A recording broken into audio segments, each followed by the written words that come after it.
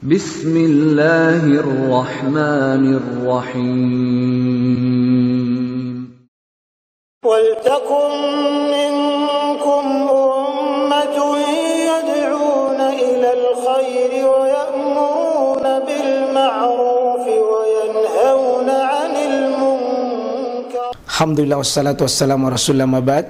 Allah berfirman, wajahidu bi amwalikum wa anfusikum. Berjuanglah kalian, berjihadlah kalian melalui hartamu dan dirimu. Hampir semua ayat-ayat berjuangan dan pengorbanan itu dimulai dengan bi amwalikum, harta kalian, harta kalian. Saya mengajak secara praktis dan kami sudah buktikan. Rp1.000 itu bisa luar biasa dahsyat. Bisa beli mobil, bisa buat kuburan, ya, bisa membangun masjid. Uang 1.000. Mari kita satukan uang 1.000 kita. Nanti kami jemput di rekening ini, insya Allah bisa kita buat. Di rekening ini insya Allah kita buat sebuah kekuatan umat dengan Rp1.000. Rp1.000 dahsyat. Assalamualaikum warahmatullahi wabarakatuh.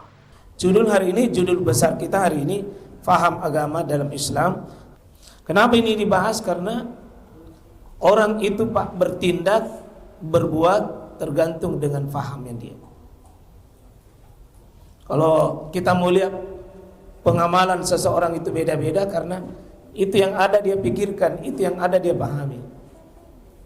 Satu contoh saja Pak, maaf saya berdiri.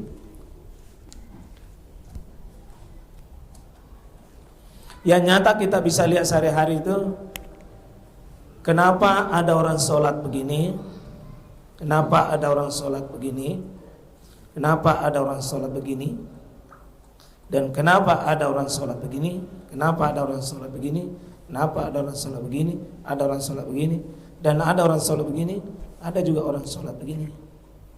Itu karena fahamnya. Fahamnya. Kenapa ada orang sholat di sini, ada juga orang sholat di sini, ada juga orang sholat di sini, ada juga orang sholat di sini, ada orang di sini. Bahkan ada orang sholat di sini, ada orang sholat juga begini. Itu fahamnya.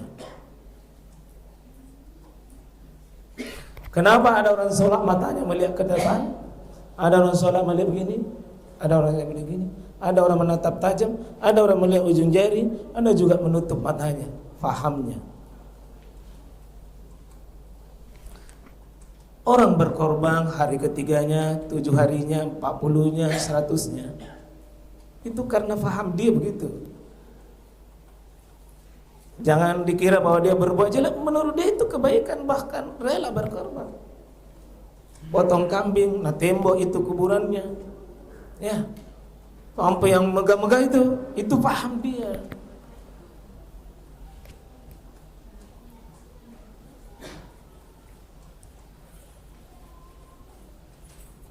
Maaf ya, jadi faham itu membuat kita itu berbeda-beda dalam bentuk aplikasi pengamalan karena faham kita beda.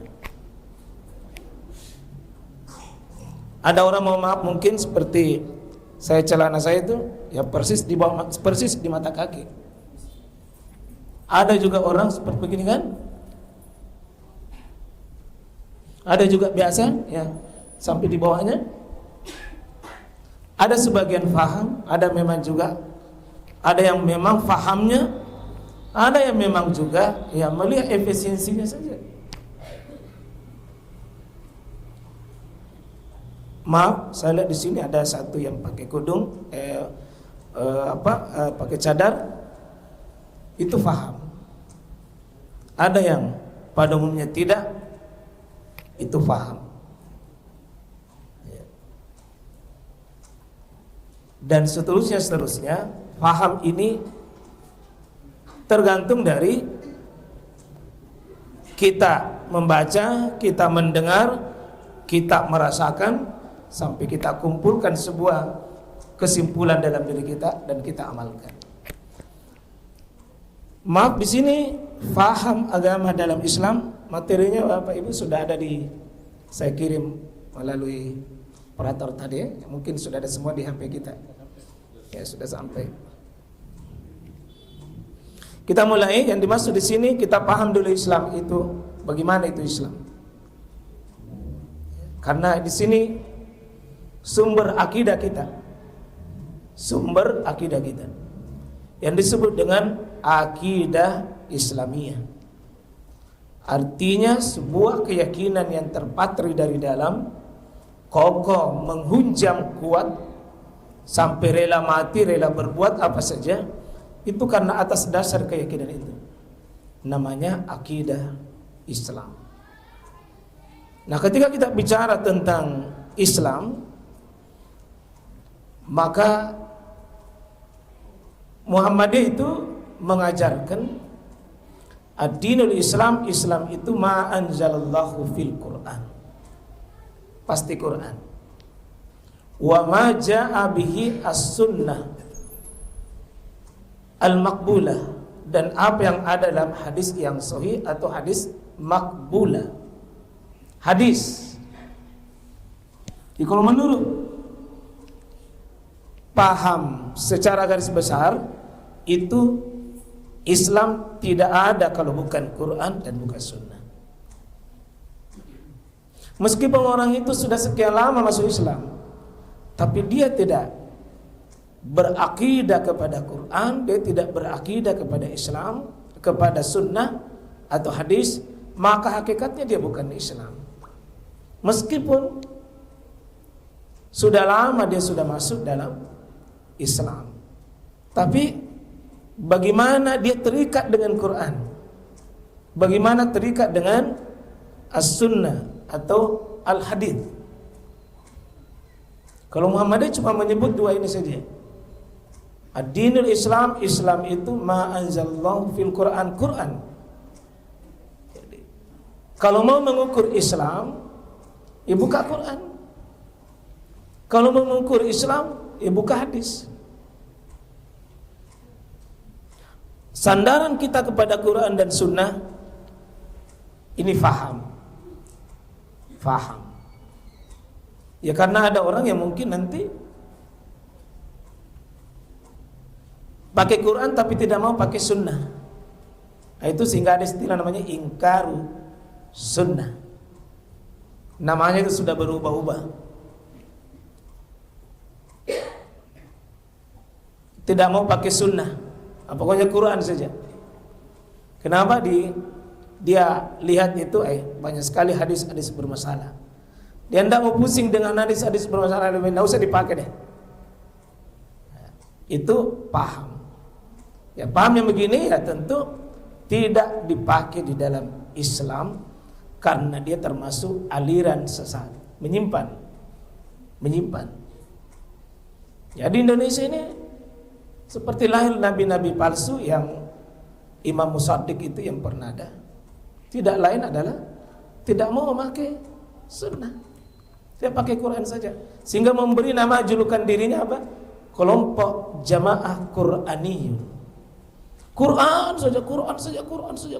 Pokoknya itu Quran nah bolak-balik mami itu artinya saking dia balik. Cuma dia tidak mau pakai As-Sunnah. Dan tidak mau. Maka ini bermasalah, kita tidak pakai begitu. Kenapa? Karena bagaimana mau memahami Quran kalau kita tidak mau memakai hadis? Sebagian tafsirannya Quran itu ada di hadis. Seperti tadi sholat, Quran cuma mengatakan waqimis salat. Bagaimana cara sholat, bagaimana gerakan-gerakan sholat, bacaan-bacaan sholat, itu hadis yang menjelaskan. Jadi kau tidak mau pakai hadis, setengah mati beragama. Setengah mati beragama. Kita tolak paham itu yang mau pakai Quran tapi tidak mau pakai Sunnah. Nah, Al-Quran Sunnah ini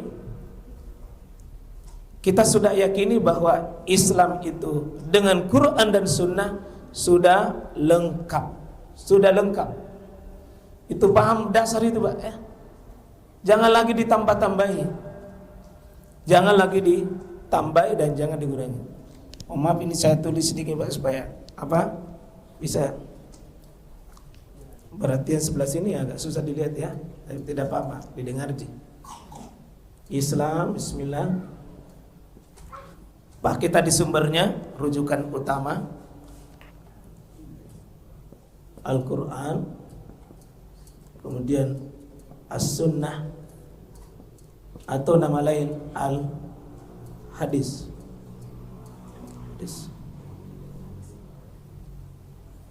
Ini saya tulis di sini. Islam yang kita yakini hari ini sudah sempurna. Sudah sempurna Pak ya? Sesuatu yang sempurna itu, apapun kalau sudah sempurna Pak, dia tidak butuh tambahan. Kapan ditambahi bermasalah. Dan tidak perlu pengurangan. Kapan dikurangi ya, mengurangi kesempurnaannya. Maka Muhammadiyah itu paham Islam hari ini sudah sempurna.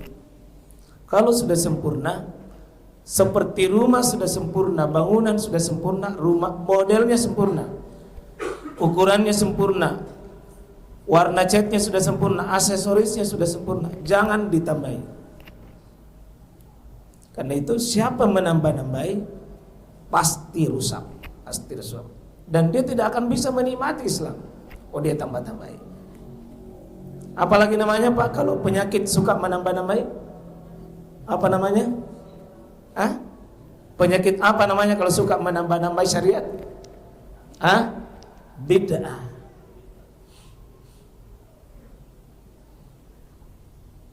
Kalau menambah Tuhannya lebih dari satu, syirik. Orangnya disebut musyrik. Kalau nampak Islam tapi dia bukan Islam, munafik. Tiga-tiganya ini penyakit ini. Syirik dia tambahi jenis Tuhannya. Tuhan kita cuma satu, tapi dia tambahi Tuhan, banyak sekali hantunya dia.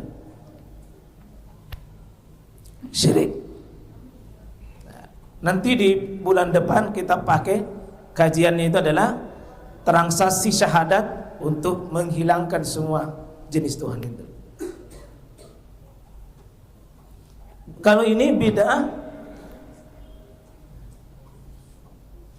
termasuk dosa terbesar sesudah syirik.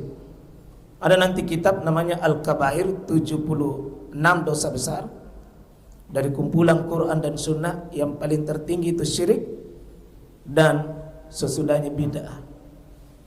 Durhaka sama orang tua itu dosa besar Pak, tapi masih ada di atasnya, yaitu syirik dan bid'ah. Berzina itu dosa besar, tapi masih ada di atasnya, masuk dalam kategori bid'ah. Menambah, apa yang ditambah? Ini bangunannya Allah itu. Allah punya Quran, Nabi, ya Rasul. Ini yang punya bangunan, ini yang punya memodel, menghadirkan sebuah kehidupan dalam diri kita. Allah dan Rasulnya ini.